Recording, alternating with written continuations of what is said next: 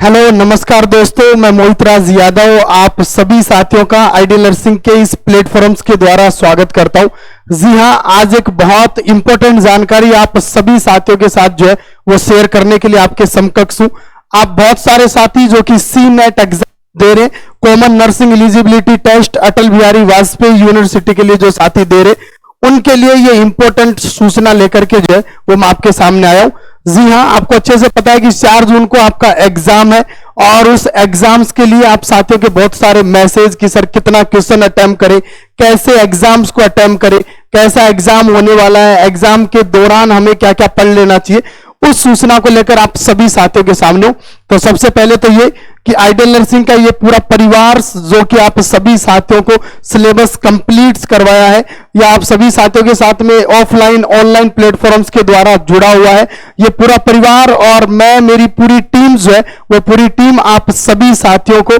इस एग्जाम्स के लिए जो कि आपका 4 तारीख का एग्जाम है, इसके लिए ढेर सारी जो है वो शुभकामनाएं हैं, बेस्ट ऑफ लक है, गुड लक आप सभी साथियों के लिए।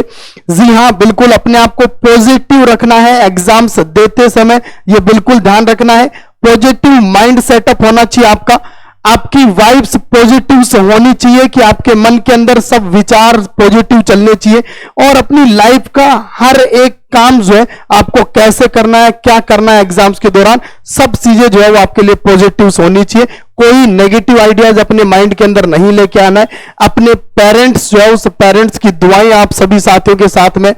हमारी पूरी टीम्स की दुआएं आप सभी साथियों के साथ में है, आपके भगवान की दुआएं आप सभी साथियों के साथ में है। तो नो डाउट अच्छा एग्जाम्स होगा, बढ़िया एग्जाम होगा, शानदार एग्जाम होगा सर। बस इस एग्जाम के लिए 11 बजे से 2 बजे तक जब एग्जाम सेंटर के अंदर आप लोग बैठेंगे तो आपके माइंड के अंदर सिर्फ क्वेश्चन और उसके 4 ऑप्शंस होने चाहिए। इसके बाहर 3 घंटे के लिए आपके माइंड में कुछ भी नहीं होना चाहिए। बहुत ज्यादा स्ट्रेस नहीं लेना है, अपने आप को कूल और कंफर्ट रखना है और बहुत अच्छे से जो है वो एग्जाम्स को अटेम्प्ट करना है सर। चलो एग्जाम्स रिलेटेड कुछ इंपॉर्टेंट बातें अब करते हैं अपन। देखिए, आपका कुछ इस तरीके का एडमिट कार्ड जो है वो सब साथियों ने डाउनलोड कर लिया है अपना और इस एडमिट कार्ड्स के ऊपर जो इंस्ट्रक्शंस जो आपको ध्यान रखने इस एग्जाम्स के रिलेटेड, वो सारे इंस्ट्रक्शन जो है वो मैं आपके साथ यहां शेयर करने वाला हूं। जी हां, बिल्कुल सबसे पहले तो आपका रोल नंबर जो है वो बहुत बड़ा सा एडमिट कार्ड के ऊपर लिखा हुआ है। रोल नंबर जब भी ओएमआर सीट के अंदर आपको फिल करना है तो ये वाला रोल नंबर बहुत अच्छे से एक एक वर्ड्स को देखकर फिल करना है सर। ओएमआर का जो गोला काला करना है वो भी बहुत अच्छे से, और रोल नंबर 2 बार चेक करना है कि क्या मैंने भरा है वो रोल नंबर सही है या गलत है। दूसरी इससे इंपॉर्टेंट जानकारी कि जो आपका एग्जाम सेंटर है, जी हां आपको स्क्रीन पे दिख रहा है, नहीं भी से हो रहा है तो मैं बता रहा हूं आपको कि जो आपका एग्जाम सेंटर है वो आपको बहुत अच्छे से पढ़ना है। कई बार कुछ सेंटर्स के नाम बिल्कुल सेम हो सकते हैं, एक ही जगह के 2 सेंटर्स के नाम सेम हो सकते हैं लेकिन एड्रेस अलग अलग हो सकता है। तो आपके सेंटर का एड्रेस क्या है, गूगल मैप से आपके सेंटर जो है वो आपके घर से आप जहां भी रह रहे हैं वहां से कितनी दूरी पे पड़ रहा है ये आपको देख लेना है, उसी के अकॉर्डिंग आपको एग्जाम के लिए निकलना है सर। तो इंपॉर्टेंट जानकारी ये भी कि रिपोर्टिंग टाइम्स आप सभी साथियों का 9 बजे से रिपोर्टिंग टाइम है और रिपोर्टिंग टाइम आपका 10:15 बजे तक। पहला पॉइंट यही लिखा है कि 9 बजे रिपोर्टिंग टाइम है और रिपोर्टिंग गेट जो है वो क्लोज हो जाएगा आपका कितना 10:15 पे। तो आपको 9 बजे से 10:15 के बीच में जो है वो रिपोर्टिंग कर देना है सेंटर पे। जी हां, एग्जाम स्टार्ट होने से पहले बोले तो जो है वो 11 बजे एग्जाम स्टार्ट होगा, 10:30 बजे जो है वो आपको अपनी सीट के ऊपर बैठ जाना है। 30 मिनट पहले जो है वो आपको अपनी सीट के ऊपर बैठ जाना है। और क्या इंपॉर्टेंट जानकारी है एडमिट कार्ड्स के रिलेटेड,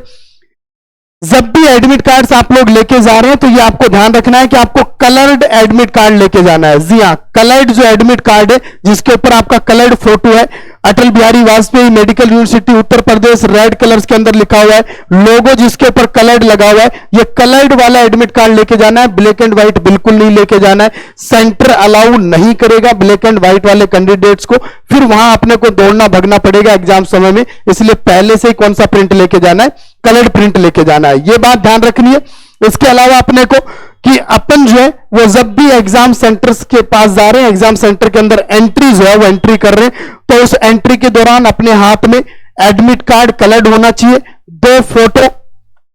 और वो अपने समय फॉर्म फिलअप करते समय जो है वो फॉर्म के ऊपर लगाया था वो फोटो, अगर वो नहीं है तो भी दूसरा पासपोर्ट जो है वो फोटो आप लोग लेकर के जाओगे, 2 फोटो। और इसके अलावा आपका original ID sir, original ID जो है वो आईडी का मतलब वो आईडी जिसके ऊपर आपका फोटो हो, आधार कार्ड हो आपका, ड्राइविंग लाइसेंस हो आपका, ठीक है, या आपका वोटर्स आईडी हो जिसके ऊपर आपका फोटो है, वो ओरिजिनल आईडी जो है वो आपको लेकर के जाना है सर। 3 चीज आपके पास होना चाहिए, कलर्ड एडमिट कार्ड का प्रिंट, 2 फोटो और ओरिजिनल आईडी आपके पास मस्ट है जो होना चाहिए एग्जाम्स देने से पहले। एग्जाम में एंट्री तभी मिलेगी जब ये तीनों चीज आपके पास है।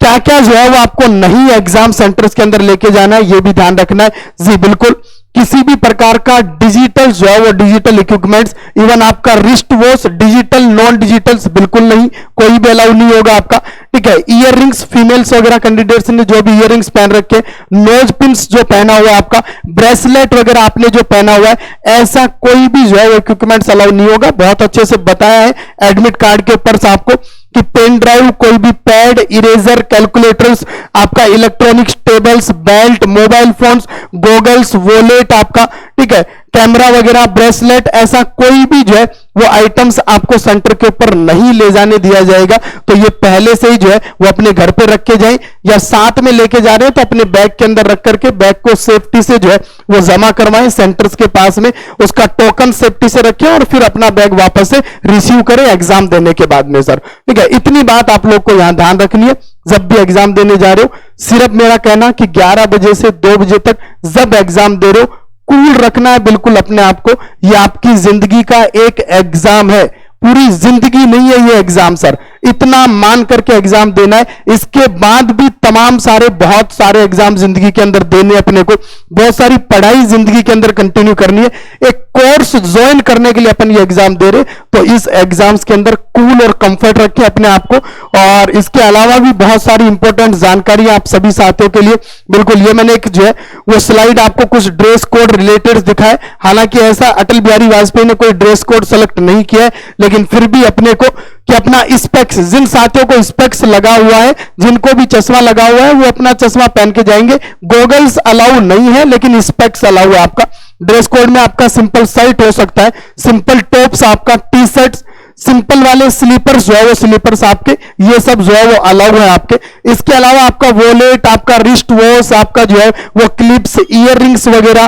कैप वगैरह, ब्रेसलेट, हाई हील्स वगैरह, गॉगल्स, बेल्ट वगैरह, ये कोई भी आपको जो है वो अलाउ नहीं होगा। तो बिल्कुल इस पूरी टीम की ढेर सारी शुभकामनाएं, ढेर सारी विशेष आप सभी साथियों के सामने, मेरी ढेर सारी विशेष आप साथियों के सामने, और ये एग्जाम जो है वो आप सभी लोग फतेह करके आएंगे, ऐसी सारी शुभकामनाएं ये आइडियल नर्सिंग का प्लेटफॉर्म आप सभी साथियों को देता है। तो बिल्कुल टाइम से पहुंचे, टाइम से जो है वो एग्जाम्स को दे। एग्जाम्स के अंदर जो है वो बहुत अच्छे से जैसा अपने टीचर्स के द्वारा बताया गया है वैसे क्वेश्चंस को अटेम्प्ट करें, और पेपर जो है वो पेपर को देख करके हर एक क्वेश्चंस को अटेम्प्ट करें। कितना अटेम्प्ट करना है, कैसा करना है, ये सब आपके टीचर्स के द्वारा आपको जानकारी दे दी गई है। तो बिल्कुल कॉन्फिडेंट रहें, आपके पास में जो बैठा हुआ है उसको भी उतना ही आता है जितना आपको आता है, वो भी वहीं से पढ़ा हुआ है, वो भी उन्हीं सब बुक्स को पढ़ करके आया है सर। तो अपने आप को कमजोर ना समझे, एग्जाम के अंदर कॉन्फिडेंट रहेंगे तो एग्जाम देने का मजा कुछ और आएगा और रिजल्ट जो है वो रिजल्ट पॉजिटिव होगा सर।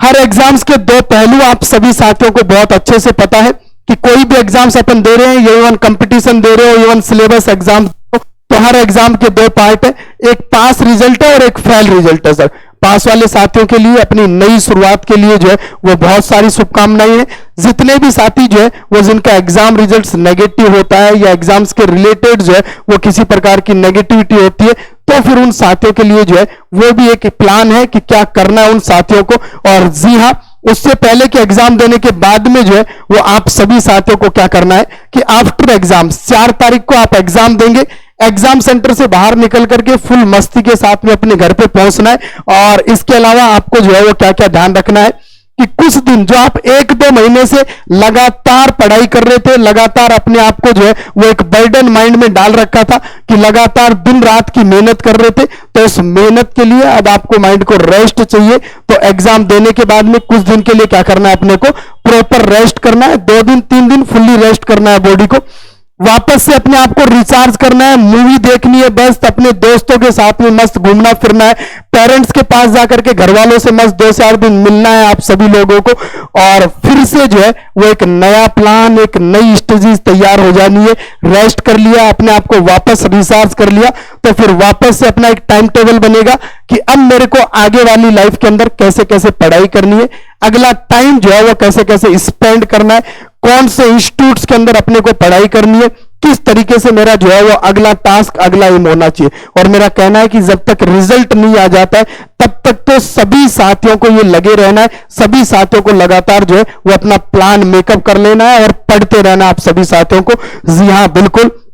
लगातार हार्ड वर्क कंटिन्यू करते रहना है जब तक सिलेक्शन नहीं मिल जाता है। और इसके लिए एक बार फिर से आप साथियों को ये जानकारी, या आपके जितने भी दोस्त, आपके छोटे भाई बहन हैं, उन सभी के लिए जो है ये इंपॉर्टेंट जानकारी कि आइडियल नर्सिंग क्लासेस फिर से अपना 8 जून से एक नया बैच जो है वो स्टार्ट करने जा रहा है। बीएससी नर्सिंग एंट्रेंस नीट वाले जितने भी कंपटीटर साथ,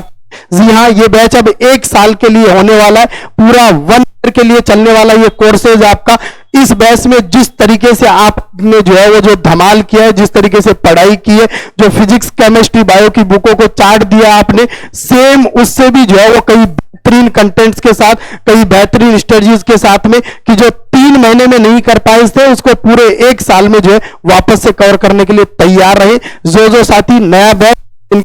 नया बैच ज्वाइन करना चाहते हैं, ये जानकारी उन साथियों को जरूर दे। एक बार फिर से मैं और मेरी पूरी टीम, आइडियल नर्सिंग का ये पूरा परिवार 4 तारीख को होने वाले एग्जाम के लिए आप सभी साथियों को ढेर सारी विशेष शुभकामनाएं, बेस्ट ऑफ लक देता है। Okay, thank you.